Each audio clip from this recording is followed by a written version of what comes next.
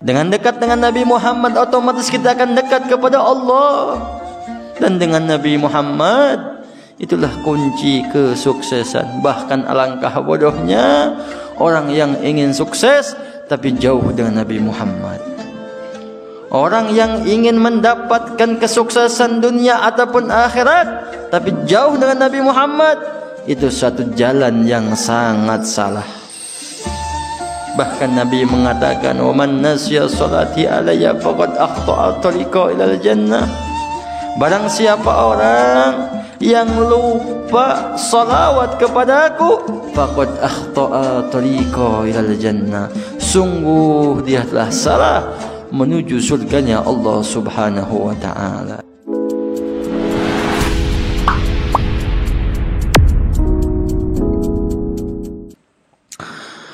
Bismillahirrahmanirrahim. Assalamualaikum warahmatullahi wabarakatuh. Waalaikumsalam warahmatullahi wabarakatuh. Alhamdulillah, alhamdulillahi wa kafa, wassalatu ala abdihi nabiyyinal mustafa wa ala alihi wa sahbihi ahlu tuqa wal wafa.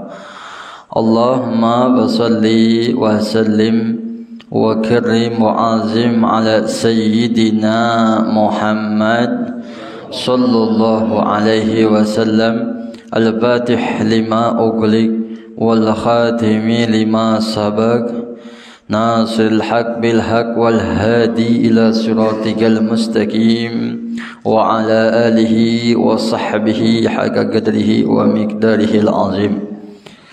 Qala Allah Ta'ala, qala subhanaka la ilma lana illa ma 'allamtana, rabbi shrah li sadri wa yassir li amri wahlul 'uqdatam min lisani yafqahu qawli, amma ba'd.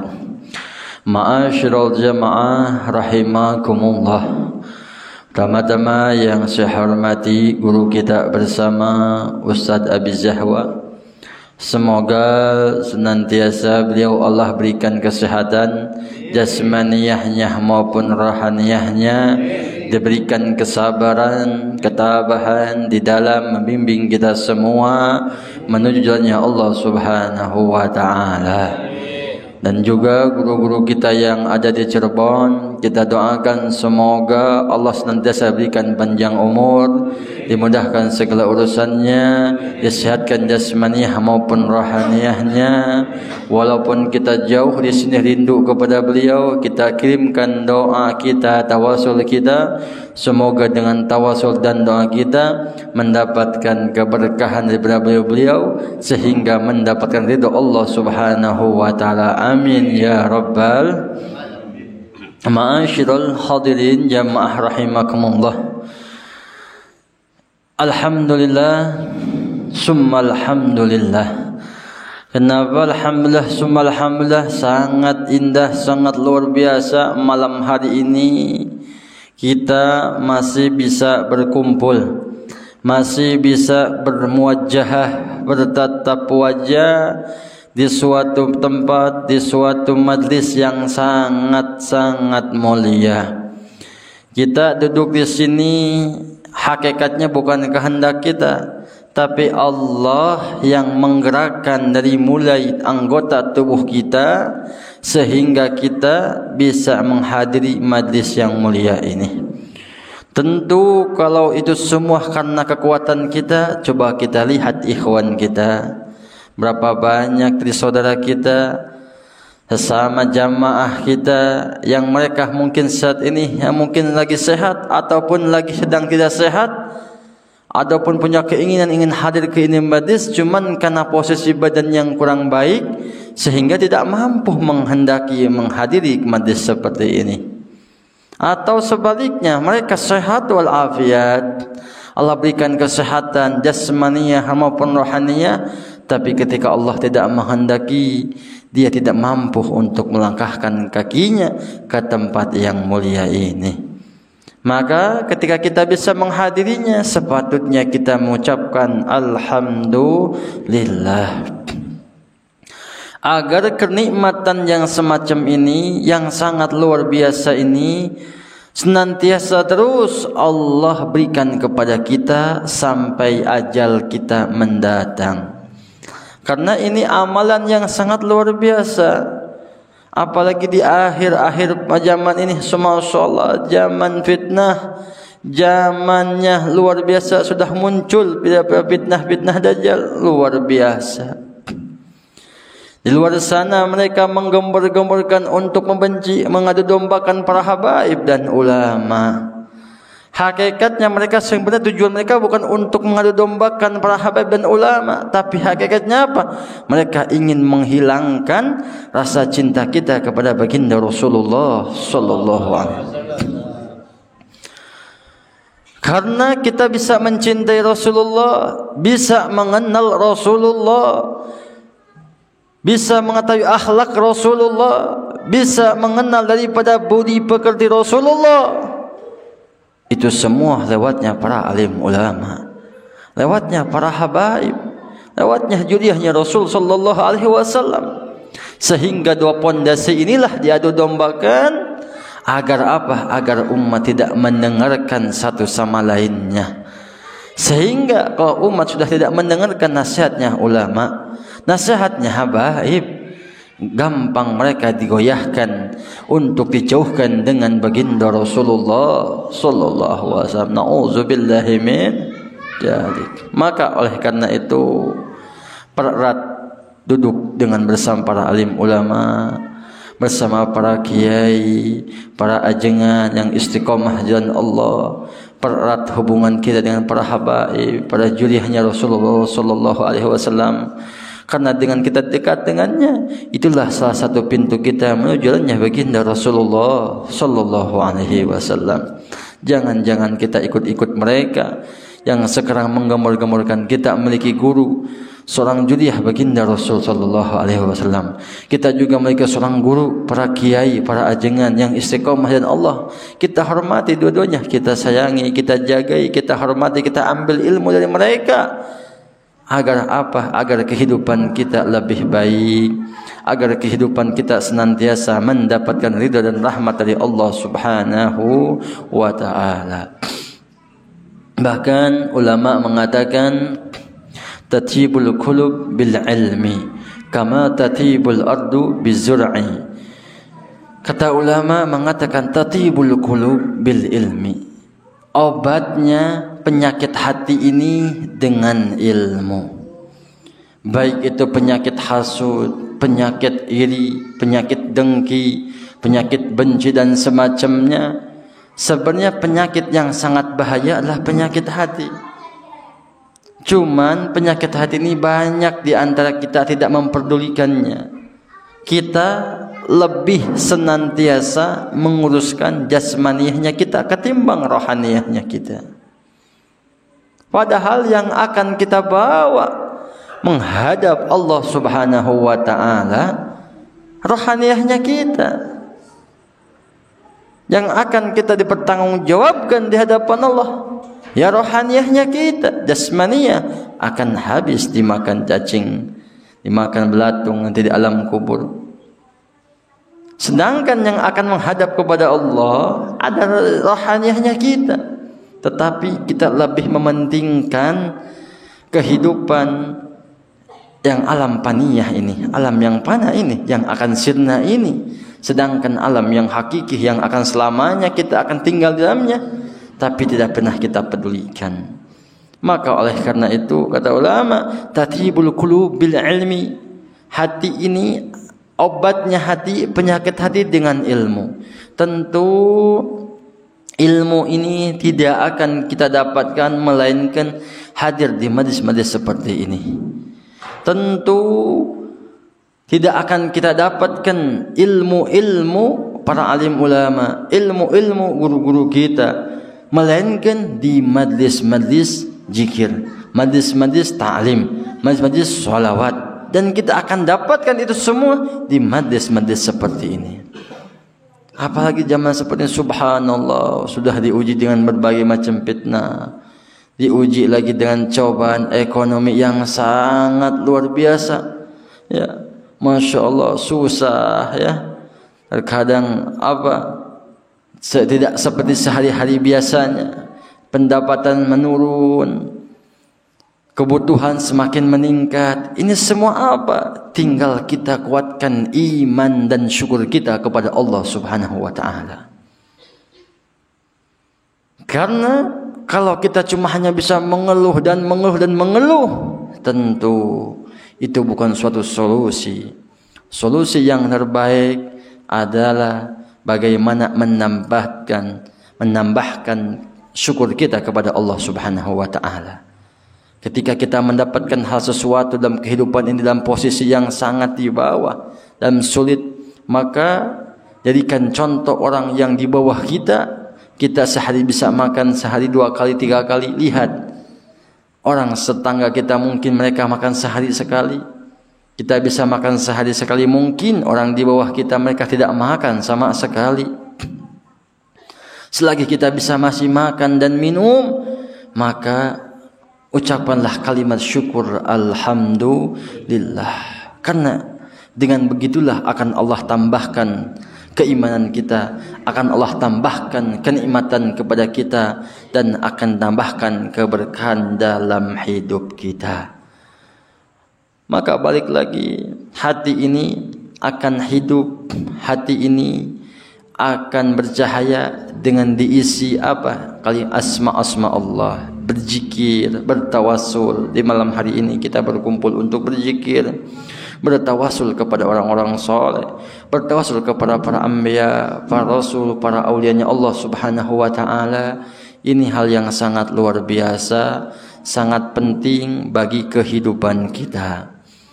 Tawasul seperti ini dulu pernah ada juga orang Rasulullah SAW menggambarkan 3 sosok seorang yang mana mereka itu masuk di suatu gua, yang mana gua tersebut mereka tertutup sehingga tidak bisa keluar.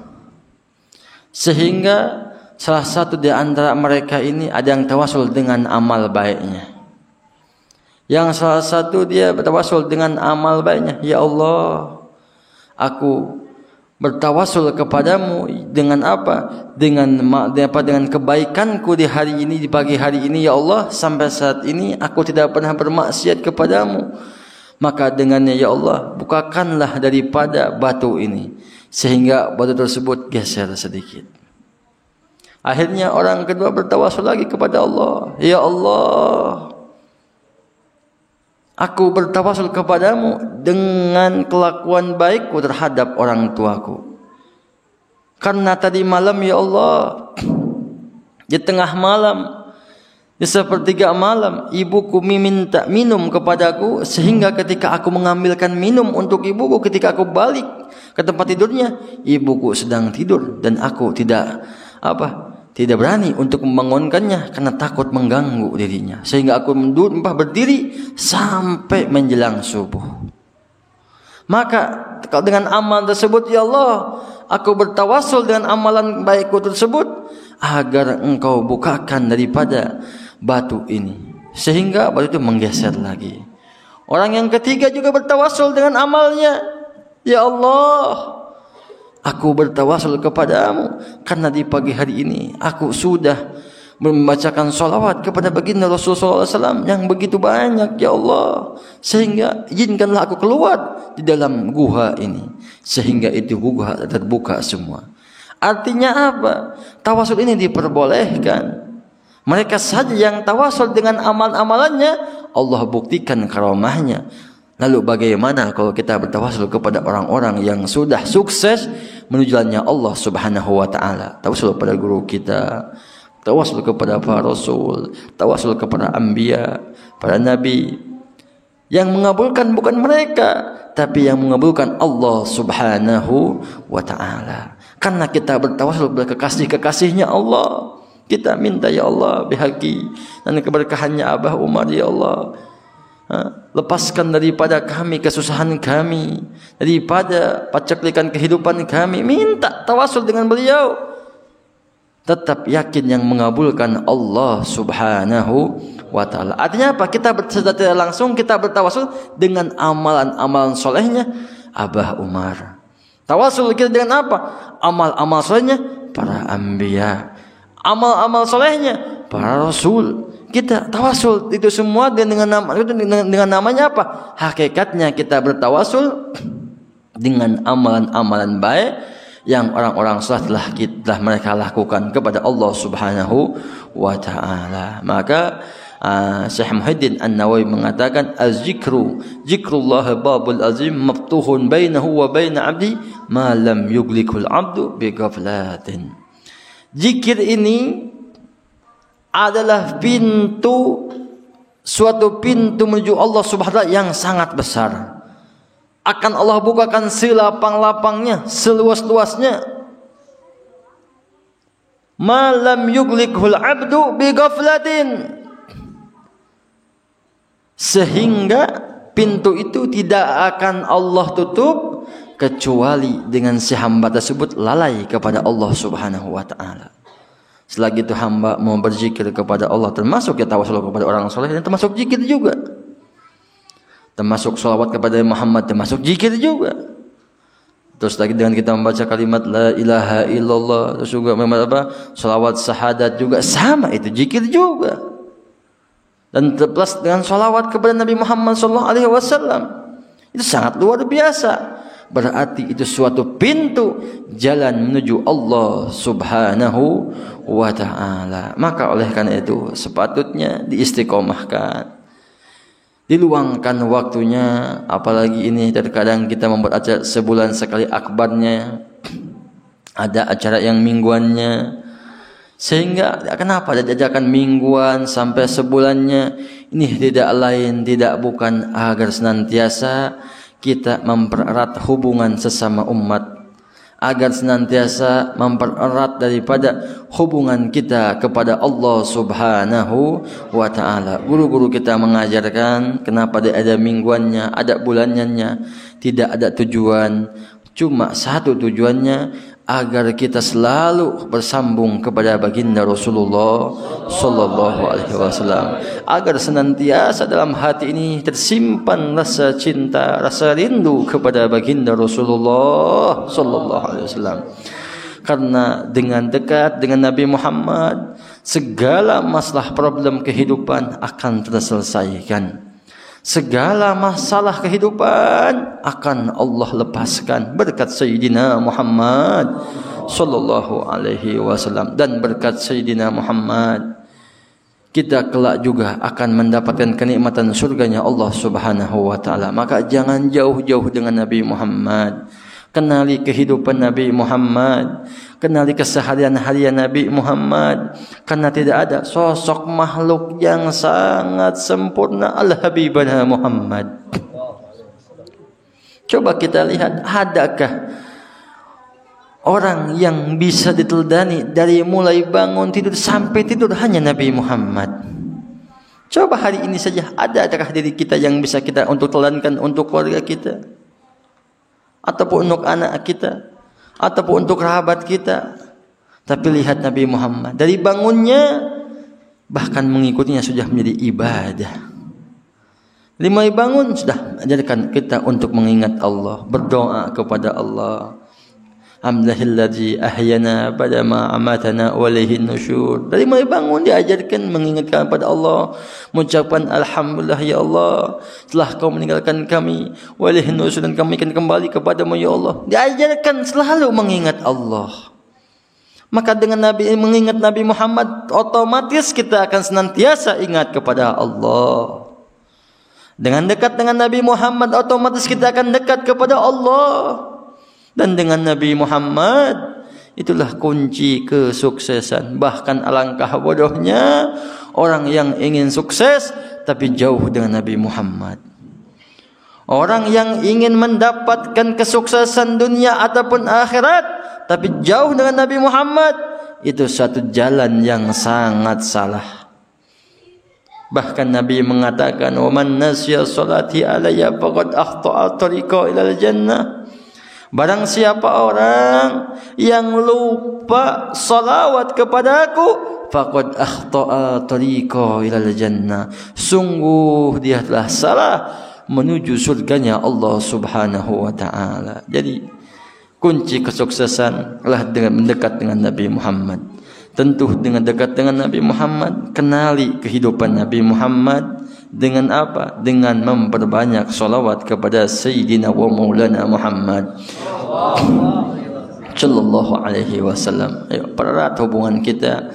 Apalagi sudah akhir-akhir zaman ini, sudah jauh-jauhkan kita ingin kelompok-kelompok orang ingin menjauhkan kita dengan Nabi Muhammad, baik itu yang memfitnah keluarganya, baik itu menghilangkan sunnahnya, baik itu untuk menghilangkan kesehariannya, sehingga adat-adat Islam jadikan adat-adat yang sangat aneh, sehingga sunnah-sunnah Nabi Muhammad jadikan adat-adat yang sangat jarang sekali. Bahkan dahulu sunnah-sunnah ataupun simbol-simbol Islam ini sangat luar biasa di negara Kesatuan Republik Indonesia ini. Tapi sekarang adat-adat itu, simbol-simbol Islam itu dijadikan sumber-sumber kesalahan, atau jadikan sumber-sumber daripada anarki, sumber-sumber daripada pengacau daripada negara kesatuan ini. Masya Allah, ini tujuan mereka satu, agar kita jauh dengan Nabi Muhammad sallallahu alaihi wasallam. Maka oleh karena itu saya ingat ajak sanad family kita, ajak keluarga kita, anak kita agar mengenal lebih dekat kepada Nabi Muhammad, agar senantiasa dalam hati ini tersimpan nama Nabi Muhammad. Jadikan Nabi Muhammad nomor satu, jadikan Nabi Muhammad kekasih engkau, jadikan Nabi Muhammad idolamu, jadikan Nabi Muhammad panutanmu, dan jadikan Nabi Muhammad teman keseharianmu. Dalam apa? Dalam hal ibadah kepada Allah Subhanahu wa taala. Insyaallah kalau sudah itu semua terjadi dalam hati kita, Nabi Muhammad dijadikan sebagai idola kita, Nabi Muhammad dijadikan sebagai panutan kita, Nabi Muhammad dijadikan suri tauladan kita, insyaallah kita pasti akan selamat, hidup akan bahagia, tidak akan pernah merasakan sumpah galau.